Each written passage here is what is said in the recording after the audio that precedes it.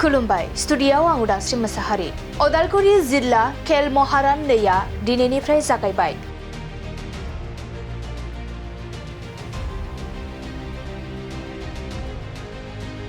गामि ओनसोलाव हाबसोनानै थानाय रोंगौथिखौ बुरखांनायनि थांखिजों खुंफुंनाय आसाम सरकारनि खेल महारान नैया दिनैनिफ्राय जागायबाय।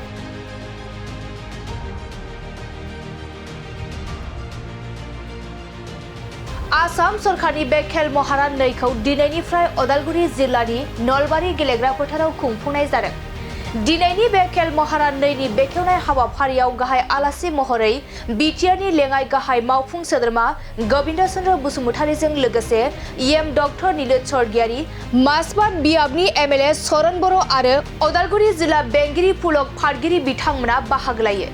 बे खेल महारान नैनि गेजेरजों गामि ओनसोलनि सिङाव थाखुमानानै थानाय रोंगौथिफोरा ओंखारबोनो खाबु मोन्दों आरो गेलेनाय बिथिङाव गोजौ फारसे दावगालांनो खाबु मोन्दों होननानै फोरमायो मासबाद बियाबनि एमएलए चरण बर' बिथाङा। उदालगुरि जिल्ला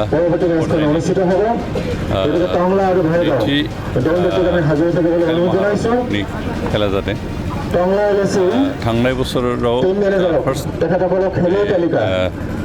खेल महारान जादोंमोन। बेहाय ब्लक लेभेल, समाज लेभेल आरो जिल्ला पर्यायनि बेबायदि खेला जादोंमोन आरो थांनाय बाराव जोंनि उदालगुरि जिल्लायाव जथेस्थ' मोजां खेला दिन्थिनो हानाय जाहैदों। एबारबो नैबे सेकेन्ड टाइमनि थाखाय खेल महारान आरम्भ खालामनाय जादोंमोन। इटिमेडिएट ब्लक पर्याय आरो समस्ति पर्यायनि खेला जालांबाय आरो बे सिलेक्टेड प्लेयारफोरखौ लानानै दिनै जिल्ला पर्यायाव गेलेहोनायनि मोनसे हाबाफारि लादों। बेवहाय जा मोनब्रै समस्ति जिहेतु उदालगुरि जिल्लायाव दं, टंला, भेरगाव, उदालगुरि आरो मालबाद, बे मोनब्रै समस्तिनि गेलेग्राफोर दिनै खेलाफोर बेयाव ज' जादों आरो बिथांमोननि गेजेराव बे समस्ति वाइज कम्पिटिसन जागोन। बे ग्रुप खेलाबा जों आसा खालामदों जे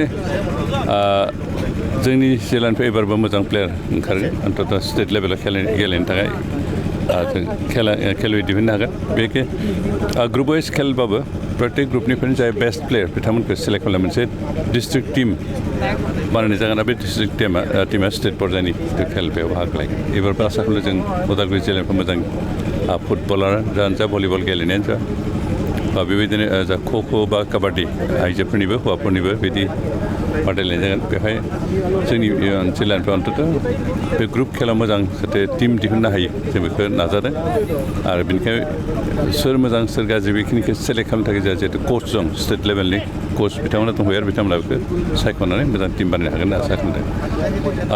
दा जोंनि उथिफुनाय उन जोलैफ्रा आसलथे गेलेनायखौ जास्ट गेलेनाय हिसाबै लानो नाङा।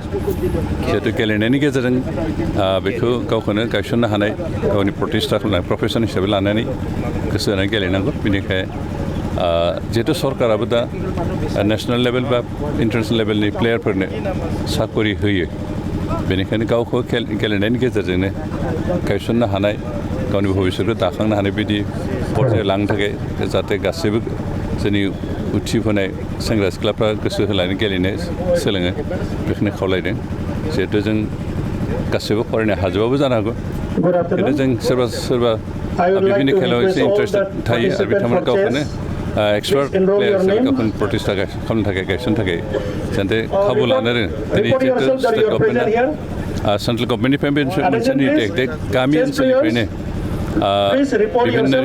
बिभिन्न पर्यायनि खेल अनुष्ठित खालामनानै गामि ओनसोलाव थाखोमानाय खेलनि जिथु माबा प्रतिभा, खेलनि जिथु पटेन्सियेलिटि बेखौ डेभेलप खालामनानै नेसनेल लेभेल बा इन्टारनेसनेल लेभेल प्लेयार दिहुननायनि मोनसे हाबाफारिजों आसलथे बे खेलाखौ गायसननाय जादों। बेनिखायनो बिनि सुबिदाखौ जों लानांगौ, बिनि सुजुगखौ जों लानानै गावखौनो सासे मोजां प्लेयार हिसाबै गायसननो आं आसा खालामदों। जोंनि दिनै जायफ्रा नैबे खेलायाव बाहागो लादों बिथांमोना अन्तत नैबे खेलनि गेजेरजों स्टेट प्लेयार बा नेसनेल प्लेयार हिसाबै गायसननो मोनसे खाबु लागोन। खारन आथिखालाव सरकारा बेखौ गुरुत्व होदों, बेनिखायनो सरकारनि गुरुत्व होनायखौ जोंबो रेसपन्स होनांगोन।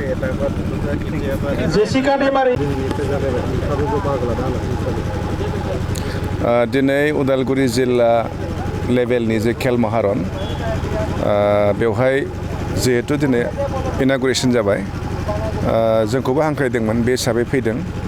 खिन्थु इनागुरेसनाव जोङो दा मोनसे जिहेतु माबा नुबाय, खेल नुबाय, जि नुदों माने थांनाय बोसोरनिफ्राय साबसिन जादों आरो समष्टि लेभेलनि जिखिनि टीमफोर बेयाव फैदों थांनाय बोसोरनि एसे साबसिन जादों जों बेखौनो खावलायदों जे खोब धुनिया मोनसे बियो सरकारनिफ्राय प्लेटफर्म बे प्लेटफर्मनि सुजुगखौ जों लानांगौ नङाबा आवगोलाव माने मा होनो बेखौ सरकारि भाबै माने ग्रासरुटनिफ्राय समष्टि लेभेल समष्टिनिफ्राय डिस्ट्रिक्ट लेभेल डिस्ट्रिक्टनिफ्राय स्टेट लेभेलसिम सहैनाय जा मोनसेबो बेबायदि माबा गैयामोन आरो मोनसे चेनेल गैयामोन खिन्थु दा गभर्नमेन्टआ जिहेतु बेखौ खालामना होदों दा ओंखायनो बेवहाय जोंनि खेलुयैफ्रा जोंनि खेलारिफ्रा बा गेलेगिरिफ्रा बे एडभान्टेजखौ लायोब्ला बे सुजुगखौ लायोब्ला बिसोरनि थाखाय खोब मोजां मोनसे बेनिफिट जागोन आं बेखौ बुजिदों आरो नङाबा स्टेट लेभेलसिम सहैनांगौआ सहस नङा दा ओंखायनो गभर्नमेन्टनि जि इनिसियेटिभ खोब मोजां बियो खिन्थु बिनि सायाव जिखिनि एसेबाव रायजोनि गेजेराव जिखिनि सजागता लाबोबावनांगौमोन बेयाव निस्सय एसे दुरबल जानाय बायदि नुदों नांबावगौ आरो खिन्थु मोजां जोंहा खेल महारन 1 जाबाय एबार 2 जाबाय आरो निस्सय बे साबसिन जाबावगोन आं बेखौ मिजिंथिदों आरो जागायनाय गेलेनाया नोंथांनि समस्ति जागायनाय गेलेनाया दिनै माजबाद आरो उदालगुरि ओरैनोथ' माजबादा खोब मोजां खेलायावबो थांनाय बाराव मोनहैदोंमोन स्टेट लेभेलसिम खिन्थु फाइनालाव देरहानो हायाखिसै खिन्थु देग्लायनि फुटबल टीमाबो खोब मोजां लेडिस फुटबलाव मोजां माजबादा बे हिसाबै आसा मोनसे दं उदालगुरिखौ फेजेननानै आसा मोनसे दं दासिम जोंनि माबाया जाहैबाय एकदम फाइटआ जाहैबाय समष्टि हिसाबै जों चेम्पियन जानांगौ आरो बाखि जेब्ला जोबबा जोंनि माबाया जाहैलायगोन एकदम मा होनगोन बेखौ नाजानाया जाहैलायगोन जों उदालगुरि जिल्ला हिसाबै जों मोनबोनांगौ आरो दा थांनाय बारावबो বর্তমানে চলি থকা जि सांस्कृतिक महासंग्राम ফুটবলৰ माजबाद समष्टिया मोननै इभेन्टआव माने आन्डार 17 ইয়ার্স বয়স ক্যাটাগরি मोनसेया जाहैबाय माजबाद बनाम मा होनोमोन बेयो ट्रेडिशनेल भेलगाव সমষ্টিৰ খেলখন শেষ হোৱাৰ লগে লগে जोङो আমি आसामनि পৰৱৰ্তী খেলখন অনুষ্ঠিত কৰিম second under 17 years boys football आरो बेनिफ्राय Tangla LAC versus Bhelgaon LAC Jyoti Tangla LAC versus Bhelgaon LAC third prize मोनबोनो हादों দ্বিতীয়খন খেল অনুষ্ঠিত হ'ব आसा दं ফুটবলৰ माजबादनिफ्राय उदालगुरि जिल्ला जानानै माबा मोनसे नङा माबा आन्डार 17 ইয়ার্স বয়জ बेखिनि आसा दं आरो দল দুটিক আমি হাজিৰ থাকিবলৈ